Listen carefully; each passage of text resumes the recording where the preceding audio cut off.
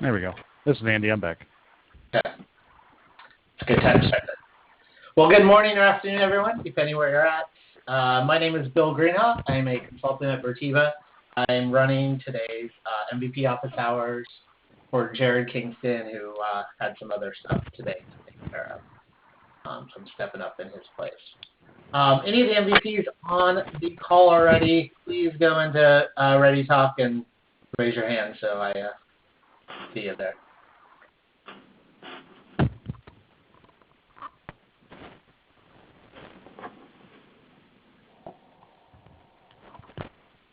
Marty Chang, you there? Raise your hand. I'm sorry, what did you say? I was asking if Marty Chang was there. He's not raising his hand. Oh, okay. Might be doing something else. Mike? Yep. Martin, you there? So raise your hand. There you go. Okay. So I'll start off with just going alphabetical order. Andy, please introduce yourself.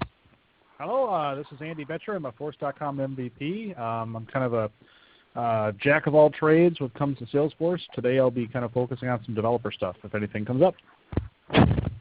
Great. And Mr. Brent Downey.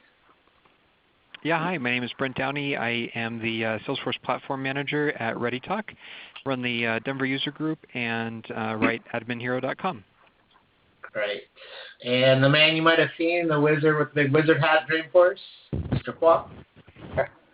Hi, I'm Brian Kwong. I'm the Head of Delivery and Operations for Savannah Force Solutions. I'm a Salesforce MVP, a certified admin, and a certified developer. And Mike. Hi, my name is Mike Gill. I'm a newly Salesforce MVP. I'm an architect for FireEye, and I guess I'm a jack of all trades on the platform. Great. Any of the other MVPs out there that raise their hand that I missed? Hey, Bill, it's Marty, a little bit late to the party. Marty Chang, Slom Consulting, technical architect specializing in app development and integration. And Jeff May just joined. Oh, introduce yourself, Jeff. Sure. I'm an independent consultant, also a Salesforce MVP, specializing in hanging out in the success community and offering my opinion, whether it's asked for or not. And we might be having the famous Steve Moe be joining us here a bit. If he does, I'm sure we'll hear him join. He'll let us know. Okay, so those of you that are new to MVP Office Hours, you can ask any of your Salesforce.com or Force.com developer questions. We have a few developers on here as well. What you can do in the Ready Talk is click on your name and I think it's right-click and choose Raise Your Hand, and then it'll call on you. You could also go in the chat window and type your message. I'm the only one that will see that, though, but you could write your question there, and then I could announce what it is as well. So we'll just start it off. If anybody has a question, just go into the Ready Talk and choose Raise Your Hand, and I'll call on you. This is Darren, and I'm calling in from Kansas City. It's my first time I've called in. And unfortunately, I couldn't download the Adobe Flash to get ready. Okay. So, well, if you have a question, you can go ahead and ask it. Okay. Well, one of the things that I was working on yesterday, and then another thing that I need to know how to go about doing, I have two. So one is inside Salesforce, we have an object. And so within that object, we want to populate 3 or 4 fields based on doing a select into another object. And so a lookup, if you define the field as a lookup, that's really not going to give me what I want, because by default a lookup only returns back the name of that other object, and I want an ID out of there. So I tried to turn it into like a trigger where I would do a workflow or a select statement, and so I had to do a list because it's going to return back more than one, and I'm getting it all done except for one item where it says that the final or the main object is not defined or exist or something, or I'm using it wrong. And And so I don't know if that's the best way to go about doing something like that, or is there a different way, or should I stay on that path, or?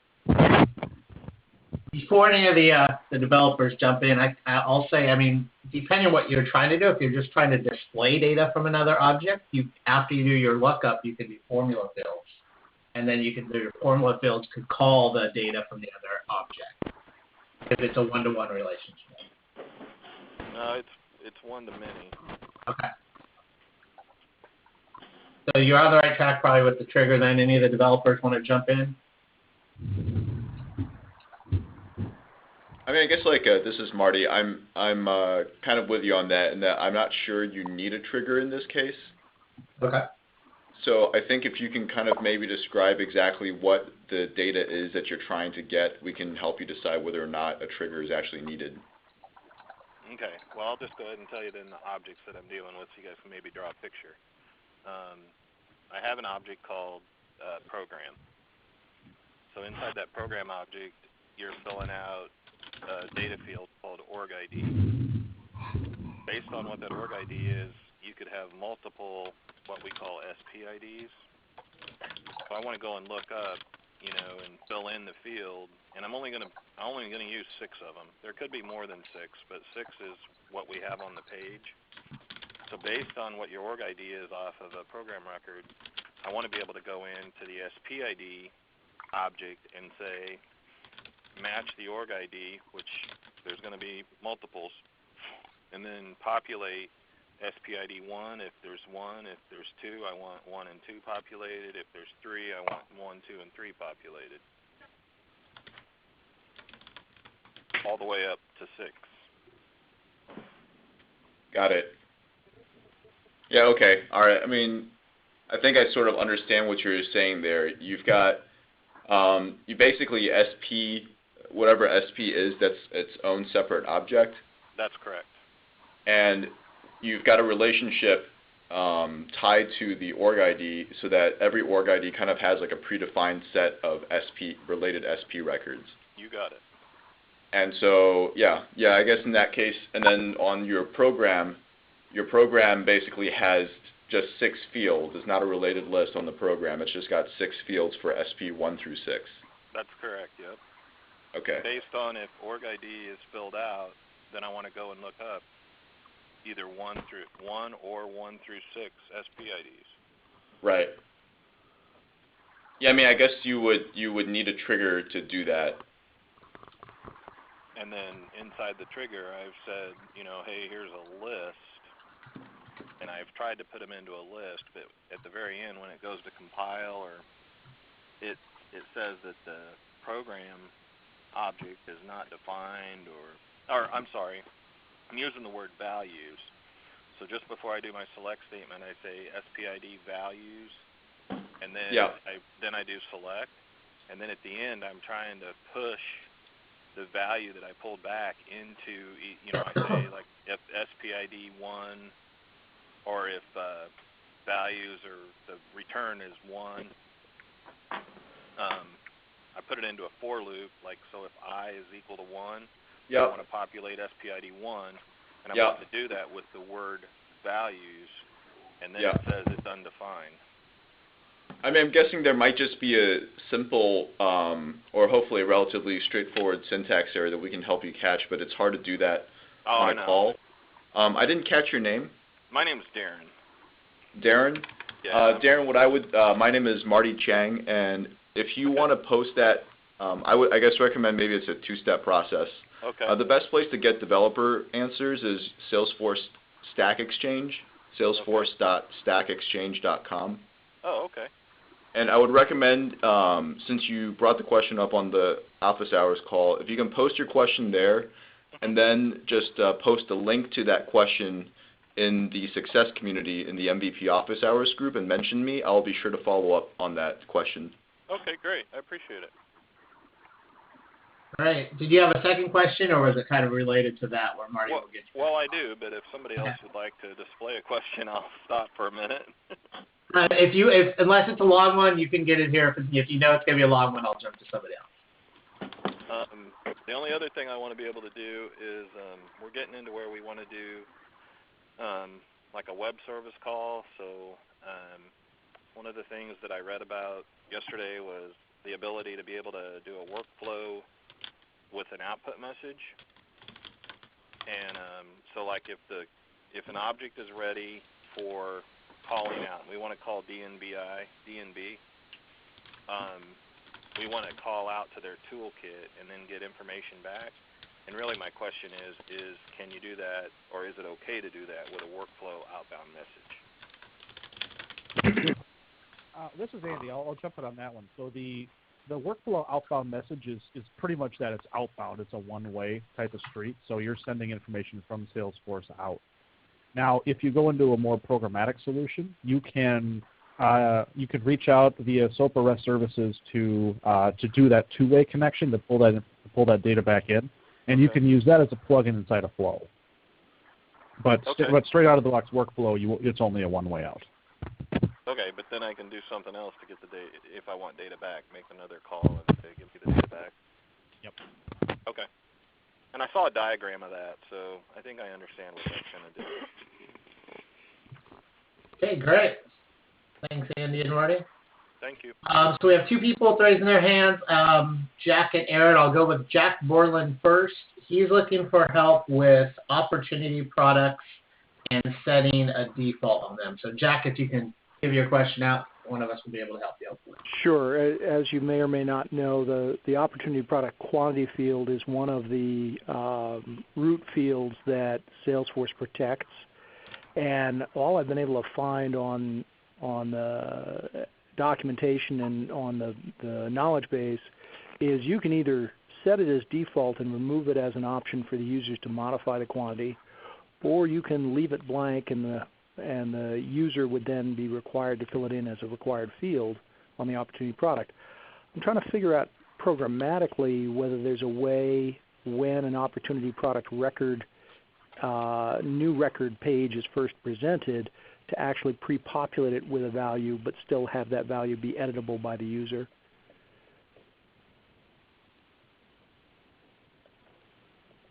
Anybody know? Bueller?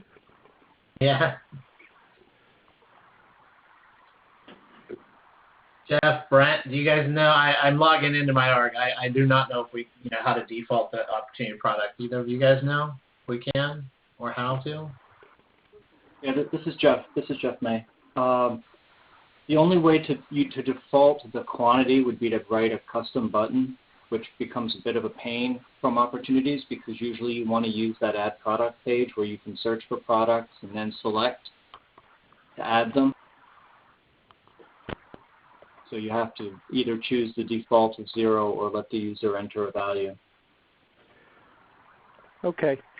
Does anyone know if any of the CPQ vendors, Configure Price Quote, have code that addresses this in their add-on on top of the opportunity object? I couldn't tell you a specific one, but yes, I have seen them do that. Sometimes it takes them doing a little bit of custom stuff for you, but yes, those tools can. Okay. To be on their own screen doing the products, though. It's not going to be the Salesforce opportunity product screen.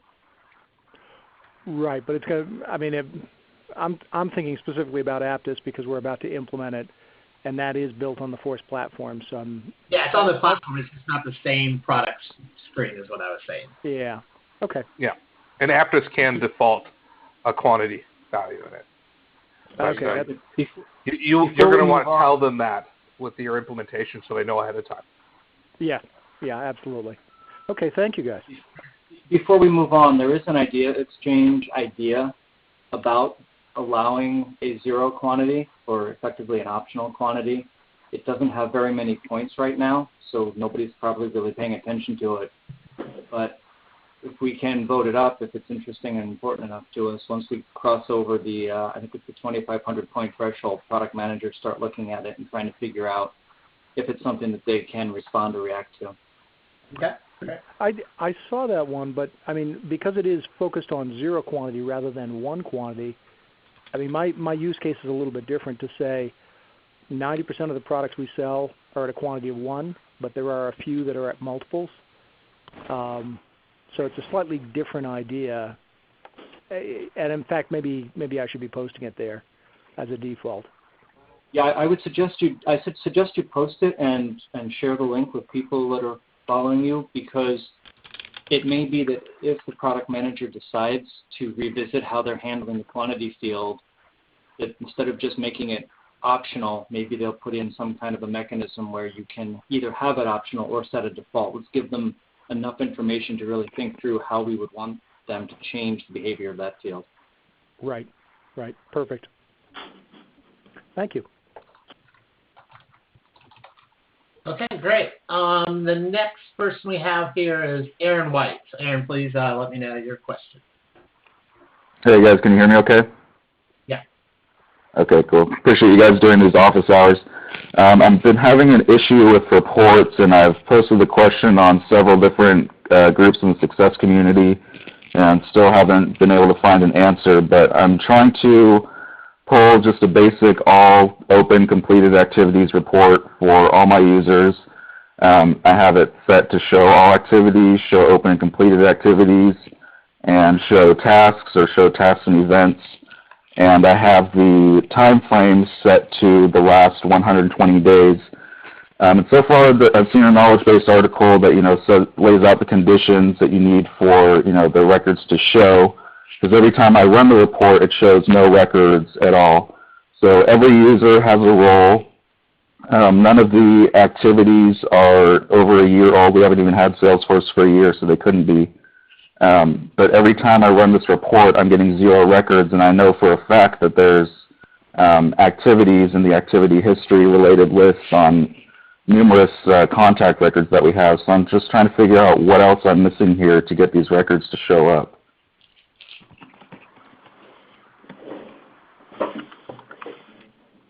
Anybody have any thoughts to troubleshoot it?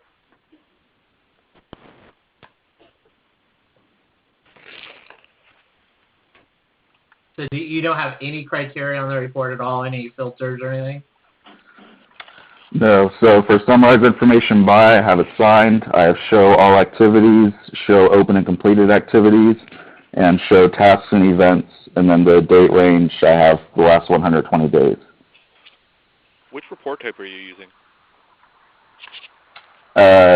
You mean like custom or standard, or?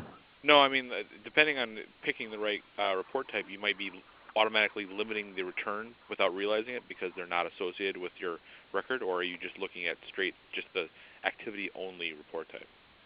Just an activity-only report type. All right. Do you use hierarchies? Yes. So everyone, all the other users, they are in a role that's below me as well.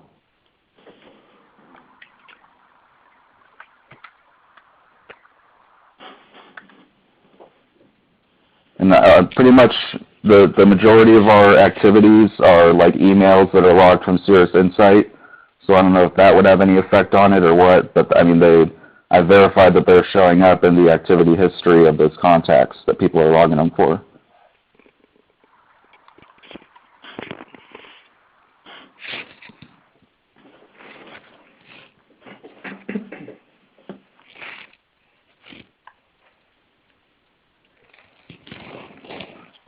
I'm sorry, I've stumped another community with this one.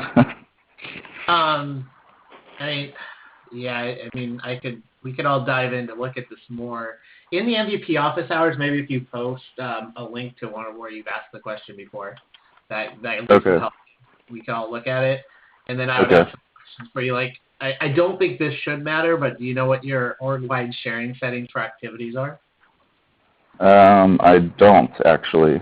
Okay, because it could be private, but as admin, you should still be able to retrieve them. So that doesn't matter, but okay. And if you could verify the report type you're using, so we can test against it as well. Yeah, Okay. better yet, I mean, just go into the report builder, hit customize, and grab a screenshot of the top part with the top part, and then maybe a little bit of the preview. Because that will give us all the information, what you're using for filters, what report type you have, and all that. Gotcha. Okay. Okay, well, sorry we couldn't help you, but yeah, if you post it in the community group with the link to where you've asked it before. Thank you. We'll look at it. All right, thank you guys. Okay, I don't have anybody with their hand raised. Oh, we did get one right now. I hope I pronounced it correctly. Squire? Is that your name? Yep. Yeah. Go ahead. So I've been bugging Brian with this for a little while now, but I thought I'd bring it up here too. We have a new Visualforce element on our contact record that is designed to filter the campaign history. So rather than show everything they've ever been a part of, there's a checkbox in specific campaigns, and it just only brings those in if they're related to it. That works just fine, or at least I should say it appears to be working fine. The gap we've got is the intent of the new element is to get rid of campaign history, and so we need to have an Add to Campaign button added. And the challenge I'm having is that when you add the standard Add to Campaign action button, you get an unusual error. And the error, and I'll just bring it up here in case everyone's aware of it. Its formula expression is required on the action attributes. So unlike save and edit and new, it throws this unusual error. So I then went down the path of using the URL for syntax, and that works, except that it doesn't it doesn't actually add the contact to the campaign. And then the third step is then I just tried to put the button on the record itself, which is using just a standard URL hack.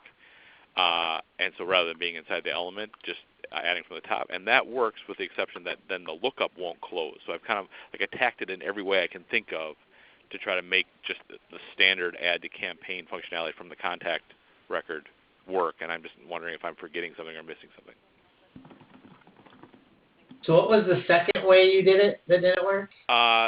So the second, other than just using the $action.add to campaign button, it's using the action is equal to bang URL for left paren action.contact.add campaign and then comma contact ID. So you push that whole URL into it, and that will make it brings it up inside the element, which is a different issue entirely. It needs to be on top, but it brings it up. It looks like it's there, but it jumps right past the lookup part of when you add to campaign. And then even if you pick a campaign and pick the contact, when you click save, it says 0 are added. So it's almost like the parameters don't make it into that return page. And then on top of that, just to add one more monkey in the wrench, the campaign member record is not something that you can straight hack like you can any other new record because of some of the weird field requirements on it. If you bring up that, I think it's VOO or VO1 maybe is the record type, it won't even let you do that. So there's just these weird, there's something unique about that add campaign member functionality that I'm trying to work through.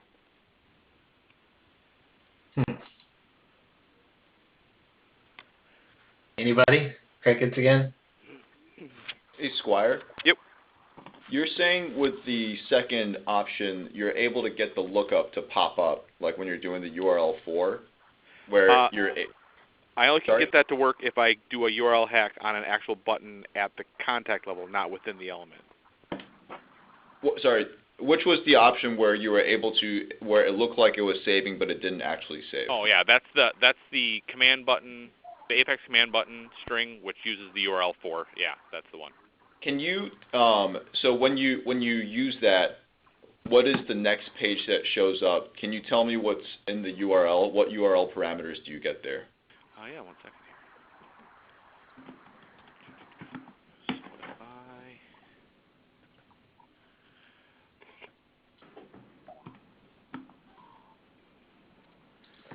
Well, you know what's interesting? Because it jumps up inside that element, I can't get the URL out of it. Here.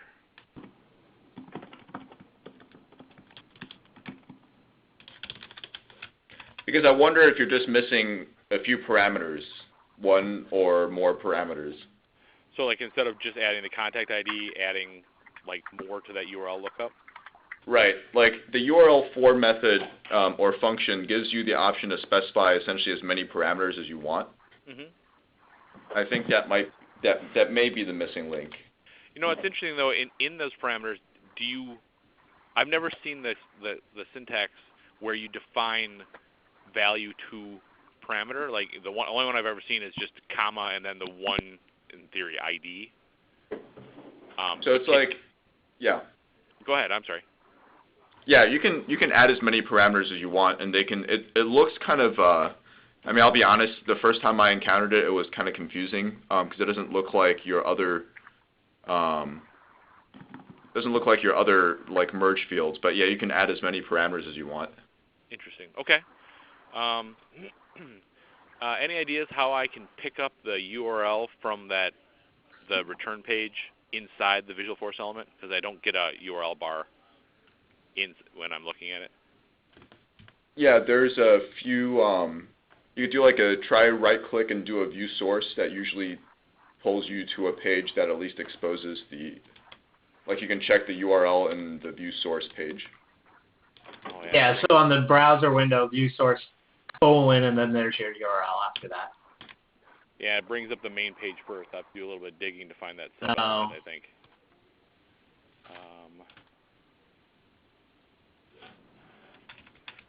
With the embedded URL.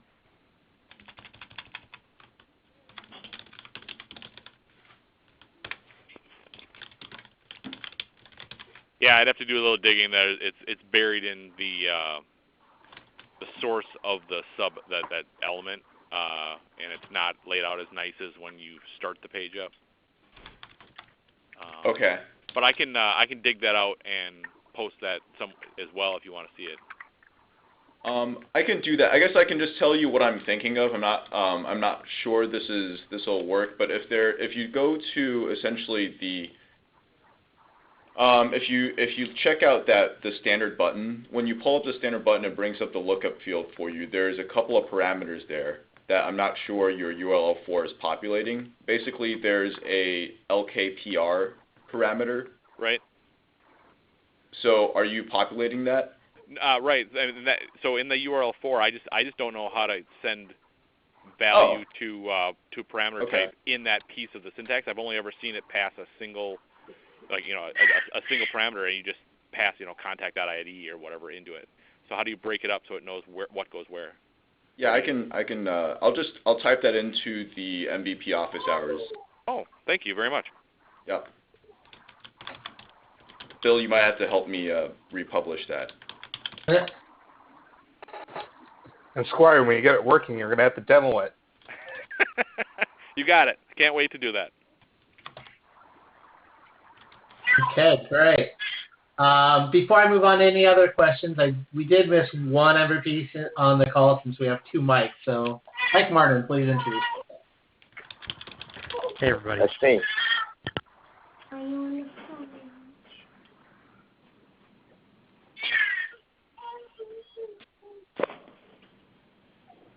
Okay, so anybody else have a question? I don't have any hands raised. Don't want to be picking on anybody, asking anybody, but if you have a question, please either just talk now. We have one. Robin McNeil. Hi.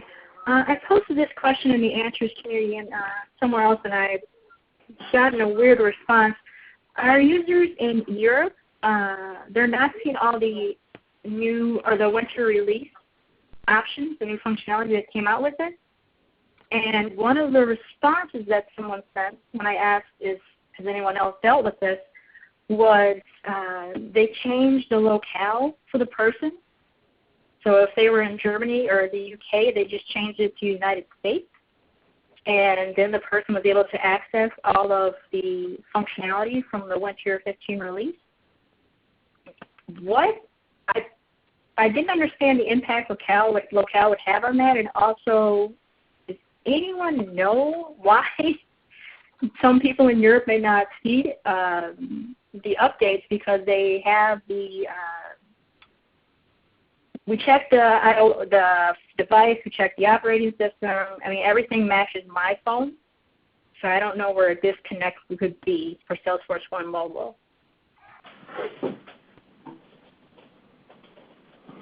This is Jeff Knight jumping in. Hi, Robin. I think I remember that question.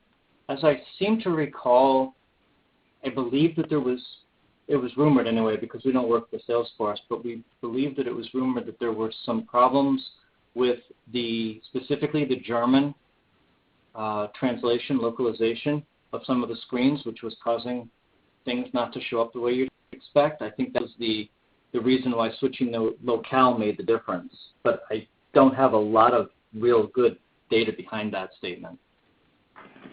Wait, I'm sorry. What was the issue with Germany? If I'm remembering this correctly, this was a little while ago, I thought what we kind of deduced was that there was something with some of the German translation in the Salesforce One UI or in the Salesforce platform that was having problems with the Salesforce One UI. And so the switching of the locale to something that wasn't Germany got away from those translated strings. Okay. Does that ring a bell with you? No, but the thing is that we also had this in the UK, where we have our English speakers who couldn't see all the new functionality, and then the one person there. Go ahead. What kind of functionality is missing? That I'm still trying to verify, but I didn't know overall if there's a reason something wouldn't be showing up. No, I'm sure there's not an intended reason, like, oh, gee, we're not going to tell the UK about this really cool feature. I figured that part. But if you can narrow it down to what it is that the users aren't seeing, and either post a follow-up to your last question or post a new question on the Success community, there's a bunch of people who I'm sure will be willing and very, very quickly will offer their opinions to try to narrow it down for either what's going wrong or what you can do to get around it. Thank you. Great. Thanks, Jeff. Okay. Anybody else have a question?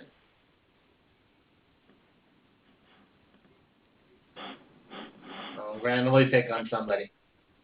I'll have another question. This is okay.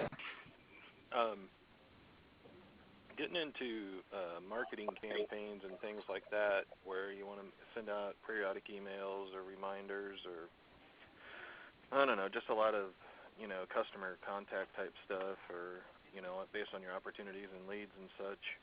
Has anybody?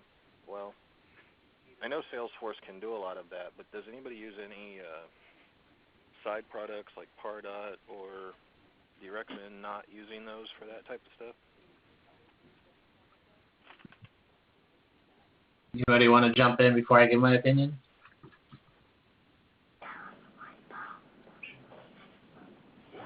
Give your opinion away, Bill. Okay. Well, it really matters on what you're trying to do. So if it's just simply sending an email, with maybe an attachment or some marketing stuff, yeah, workflows could work easily within Salesforce. If you need to be tracking who opens the email, if they forward it, and if you then have, after they open this email, you want other things to then automatically happen after they do that, that's when the marketing automation tools come in. They all work alike, but yes, at the same time, they're all a little different. So it really depends on what you're trying to do if you're looking at those marketing automations. They all have a cost, some more than others. So that's why it really kind of dives into exactly what your requirements that you need will be. And again, if they're not that big of requirements, you can get away with Salesforce workflow. Okay, thanks.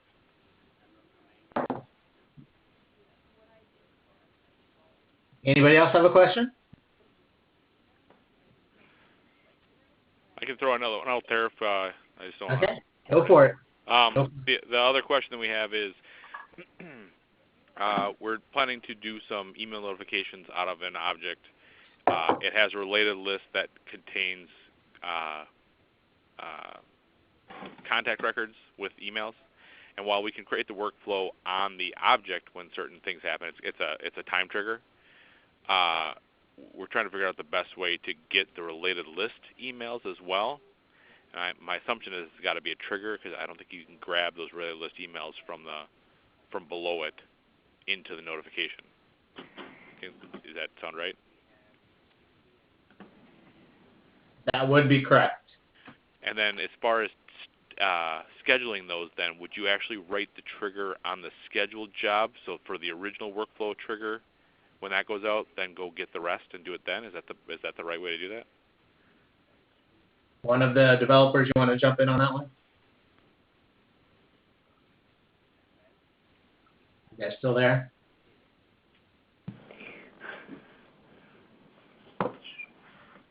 I mean, I do some Apex development. I'm not. That's the approach I would do. Brian, Marty, sending out mass emails on a scheduled basis. Just use scheduled triggers. This is Andy. I mean, you can schedule mass emails on a timely basis, but you have to be really cognizant of the max number of emails that can go out. Salesforce is not really natively a true mass mailing platform, and that's even more so through Apex. Yeah. Depending on the different edition of Salesforce that you have, you could be limited to even 1,000 emails a day on the lower licensing. If you're really looking to push a lot of stuff out, I would really partner up with another platform, and then they usually have API programmatic options where you can schedule some stuff and shoot it out that way.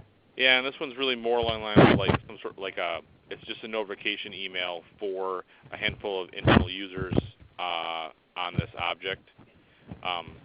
It would be a task in a perfect world, but we're having trouble with adoption. So right now it's just going to be email notifications. So the math right now is like a dozen a month total. So I mean, it's not so much strictly a marketing issue as much as just a heads up email type process.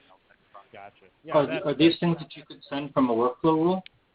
So I can fire the notification with a workflow rule from the actual object where the owner is tracked, but these are a related list of additional people to be notified, and I can't get those to pull into the notification. Is it always the same list of people, or are they dynamic? I'm sorry? Is it always the same list of people that you're sending this to? No, it varies. Every one of these deals has a short list of very important people that need to be notified of it, and they're all contacts, but they're assigned individually as needed per deal. Okay. So my thought is that I could do something with I'm a little paranoid about using a trigger to add jobs to be or to email schedule records, but I thought maybe I could do something with the outbound side of it to trigger and grab all the people that are currently related to that deal when the email goes out, and then add create another email at that moment in time. Because right now it's there's 2 dates and then 2 critical time points in relation to those dates that the notifications go out. So effectively, one could have 4 emails per whenever.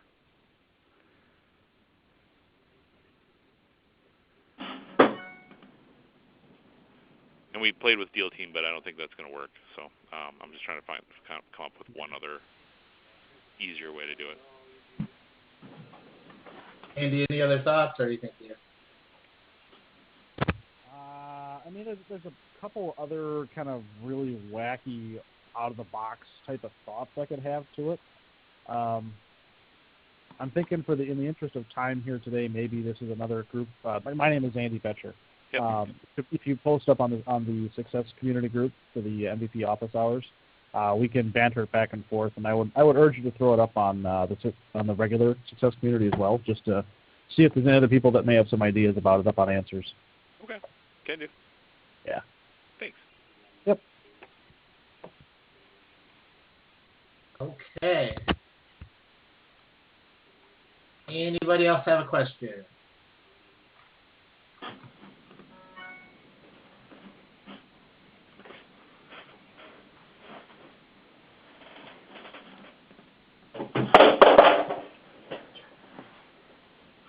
Anybody? Is everybody ready for Christmas? Yes. Absolutely. Yeah. Okay, so Squire, I did put a little chat back to you just to put out here. If you would, just post on the MVP office hours and do an @Marty Chang as well, so he can see it, and he can probably help you work through that function you're working on. Okay, I can do that. Thank you. Okay.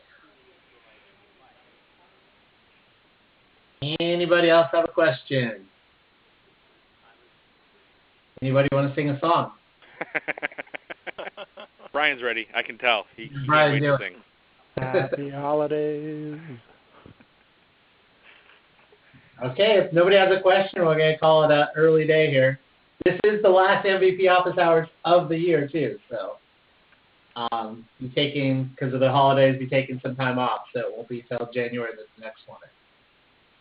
Hey, this is Darren again, and I was going to tell you that when it goes to the Stack Overflow to try to post a question, I guess I'm confused on how to sign up, because it's like sign up using Google, Facebook. How do you just sign up for the Stack Overflow process here? It's I have it connected to my Google account, so if you're comfortable with that, I think that's the easiest way to do it. Okay. It's a little bit confusing on that community. Basically, like there's a bunch of smaller communities within Stack Overflow, and Salesforce is one of them. Yeah. You technically have user accounts, separate user accounts to each one. It appears to me, but yeah, if you just use Google, it'll tie them all together for you. Okay. Thank you. Okay, well, looks like we're having people drop off because there are no more questions. So I guess we'll call it a day here, and everybody have a happy holidays, happy New Year. Thanks, guys. Thank you, everybody. Yeah, take care, everyone. Thanks, Bill. Thanks.